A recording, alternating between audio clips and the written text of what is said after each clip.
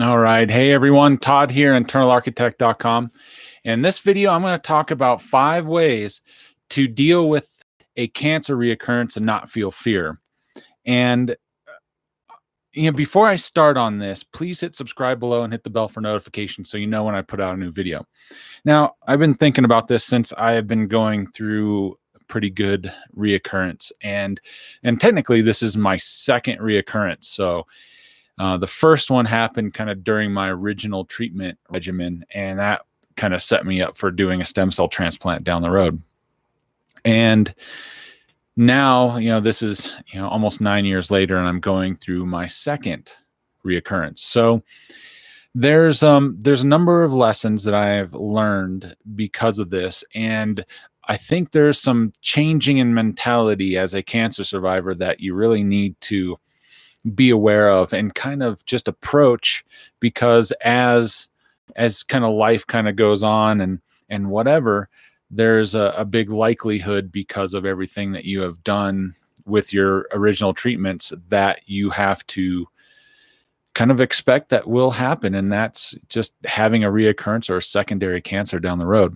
It sucks, but that's just the unfortunate truth of how all the medications and all, what chemotherapy does to your body and everything. So these are things you just have to be aware of, and you have to know and have to understand as you move forward. And unfortunately, that's kind of the grim side of having cancer and going through traditional treatment. So the five ways that I want to really talk about, and the first one, is expect that you will have a reoccurrence. Now, like I was saying, is all the treatments and everything that you have done up to this point that has either put you into remission or has in the Western medical world has decided that you are cured. Like, there's going to be a time where everything kind of, your body goes through this whole thing that it can potentially lead to all the damage that all that chemotherapy done could eventually lead to having secondary cancer or reoccurrence down the road. Now, I'm definitely on, I kind of went into this having lymphoma. I don't necessarily get a cure. I just live in remission. And so I kind of knew that at some point I was going to have a reoccurrence happen. I was just hoping it wasn't going to be almost 9 years later, but maybe 30 years later, right? Maybe when I was into my 70s, and it was like, whatever at that point. But because it happened in my reoccurrence happened in my 40s, it's definitely a scary thought and a scary proposition. So with that said, I'm just knowing that moving forward, that there's a chance that I could have another one happen down the road. And it's just a fact. It's that this is something that's going to happen. And if you can kind of wrap your head around that entire aspect of cancer and treatment and survivorship and everything, it really starts to help deal with the fear that comes along with being a survivor of any cancer. So keep that in mind, that is something that can and most likely will happen in the future. And if you are able to prepare for it, and believe me, there are a lot of ways that you can go about doing everything you can to try to beat this on hundreds of levels. So keep that in mind, and keep in mind that it's important to do your research and to start informing yourself about the entire process of what you have gone through and what is also else out there too. So it's hugely informative, and it can be a little bit scary and a little bit daunting also, but it's really good to start informing yourself about these things. So like I said, just expect that you will have a reoccurrence at some point. Seriously. The second thing, sorry, I'm reading all my notes off my iPhone. So the second thing is, do things that make your current treatment not necessarily about cancer. So if you have just gotten into survivorship, or you're just about to embark on your reoccurrence issue going on, this is kind of a good thing to really kind of think about. And the biggest one of the good lessons that I've learned from my original time going 9 years ago, going through treatment, 10 years ago, really, from my diagnosis, is you try to do things that kind of break up your treatment schedule. You try to do things that are fun. Like, this last week, ended up going with my youngest daughter to a Nuggets game. And that was just nice to go do that and not be thinking about cancer and watching something that was totally something that I don't do all the time, right? Since I live in the mountains, I'm a ways away from just being able to go to a ball game. So I've always liked going to ball games. I'm not a huge fan of necessarily watching them on TV, but going to games is always a lot of fun. And I've always had a lot of fun doing that. And I was able to do it with Kalina, and that was huge. That was a lot of fun. So doing that, also went to the Natural History Museum and went and just looked at a lot of stuff and dinosaur bones and space stuff, and it was kind of cool. They also had a kind of extreme sports display going on that had kind of a current look at extreme sports, whether that is snowboarding or skateboarding or ice climbing or wingsuit skydiving. I mean, there was all sorts of things, and it was all backed up by a lot of video and a lot of different things. And so that was really cool to see that and kind of see kind of the progression of extreme sports in a way to kind of mass market and mass public, which was really kind of interesting. So that kind of took it a little bit away, and then just taking time to enjoy the family and time with your siblings and people that you really care about. So that's a huge thing also. With that said, though, too, is the term bucket list has been thrown around a little bit more lately within my family, and not so much with me, but so much with my wife, and she actually ended up going to this last week to a Nelly and Ludacris concert in Denver that was just happened to be going on while we were down there. So even for caregivers, it's important to have them do things that are outside of kind of the normal day routine of going through cancer. So keep that in mind.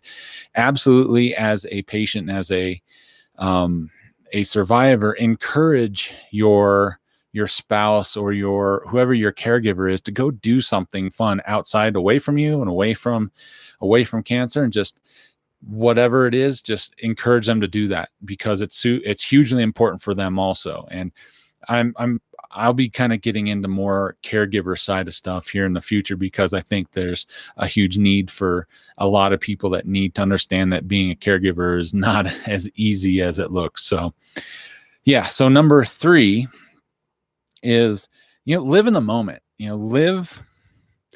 enjoy what's going on now. There's a lot of, as much negativity and strife and hardship that goes on that we see all around us, as much as there are negative opinions and actions that are being taken, just being bombarded all the time by them, there are a lot of really good things that are going on and a lot of positive things that are happening, and trying to weed through all that is pretty critical in maintaining that good mental health side of everything. Because as we are, and social media is absolutely great at making sure we see all the negatives and all the hardships that are going on and all the opinions, the negative stuff, whether it's with politics or environmental or whatever. There are even within those genres, there are very good things that are happening. So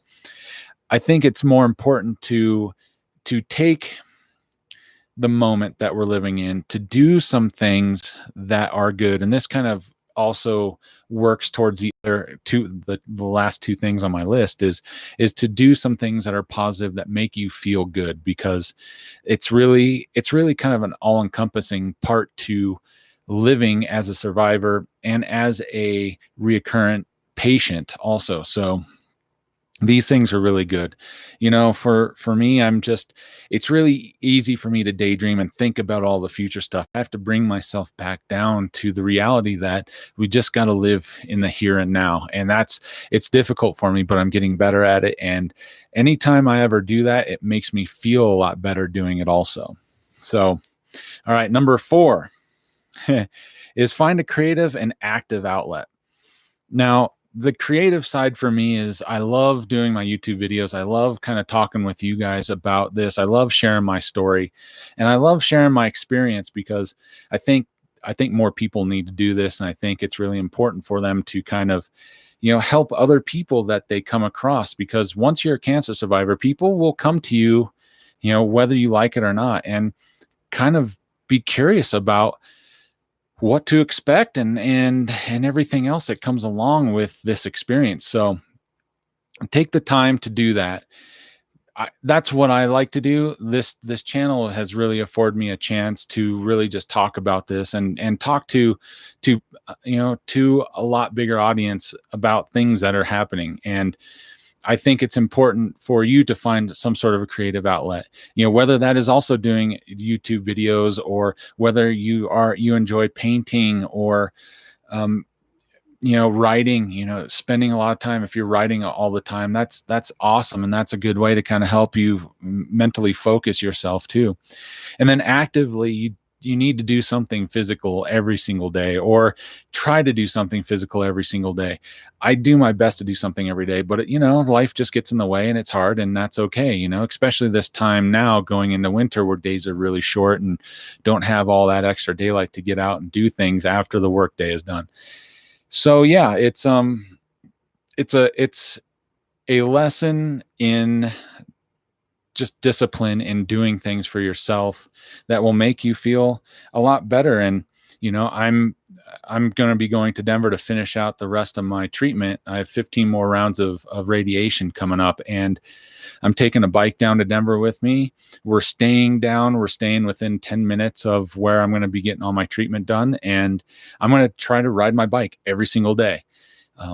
Obviously there'll be days I can't because it'll be snowing and shitty and whatever, but that's okay. So, but the goal is to do something every day. The intention is to keep yourself active and just kind of fight through all this. And the other thing that helps when you're doing something physically active every day is it helps with stimulating your head and your mind into doing good things, and to keeping the good things rolling throughout. And once you kind of get into this flow of doing positive stuff, it's a lot easier to keep moving forward with it all. So, whether you decide you like riding bikes, or maybe you like going out for walks, or maybe you have pets and you just need to go out for 15 or 20 or 30 minutes, just walking your dog around your yard, or around the block, or maybe there's a park next door. Whatever the situation is, I highly encourage you to go do that physical side of it, because I think it's incredibly important, not only for your health, but also for your mental well-being as you move forward. And then the 5th thing is breathe and take time to relax your body, because all this chemicals, all this radiation, all this stuff that you go through really wreaks havoc on that. And you have to be able to take time to relax and to rest and let your body heal itself. And that just, by doing that, you allow yourself the time necessary to heal. And it's not easy, because all the chemotherapy and all the radiation really does a number on your body. And I can feel it right now. I'm 8 treatments into radiation, and I'm tired. I feel fatigued, and I'm continuously trying to just keep pushing forward and keep myself moving, keep my mind working, and keep my body working, because I think in the long run, when I don't have treatments to do and I'm back into the rebuild process again, it's going to be hugely beneficial in the long run for me. Now, I'm also doing things to let my body and calm my mind down, and a little bit of meditation has really helped.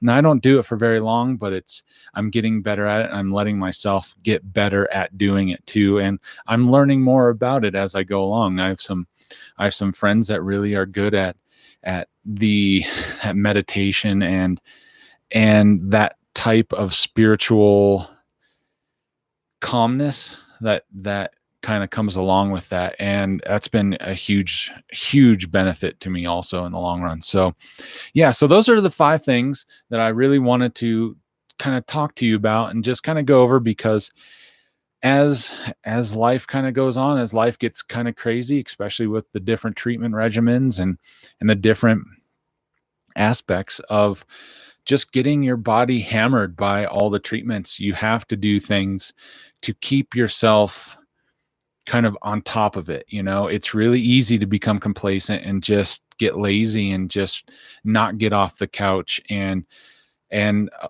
let yourself kind of go in that way. And it's not good for your head, it's not good for your body, and it's not good for just life in general. So yeah, take those 5 things, and now remember, these aren't like the definitive 5 things that you have to do every time. You can come up with your own 5 things that can help keep your senses moving forward and feeling good. I just wanted to I want to put these 5 out there for you to just look at, to think about, and maybe implement into your life as a way to help kind of battle the stresses that come along with survivorship and as a reoccurring patient too. So yeah, I hope you get this well. I hope this makes a lot of sense to you. And if you have any questions, obviously hit me in the comment section below and let me know what you think. And if you know, I just thank you. I thank you all for watching. I really appreciate your time and energy into watching the videos. And I'm just trying to put a lot of value out there for you all to kind of maybe help make you think a little bit about this as kind of a new topic for survivorship, because it's what I'm trying to do with Internal Architect is give you all the tools necessary to help you beat this in the long run. So again, thank you for your time and energy,